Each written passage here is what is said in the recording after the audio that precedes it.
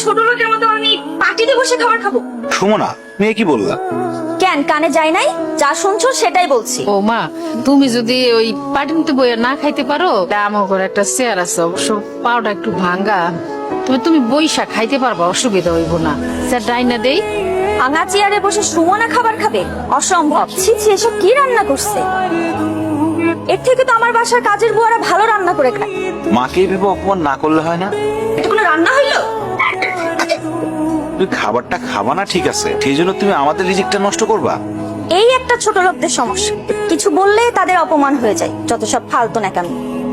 মাথাটা ঠান্ডা করো, বুঝতে পারছি তুমি এগুলি খাইতে পারবা না। তুমি কও তুমি কি খাইবা, সাইফুল হোটেল থেকে আইনা দিই। ভাবি, মা তো ঠিকই বলছে, তুমি বড়লোক মানুষ, তোমার এইসব খাবার পছন্দ নাই হইতে পারে। তুমি কি খাবা বলো? ফ্রাইড রাইস আর চিকেন ফ্রাই। মা, সেটা তো মেলা দাম।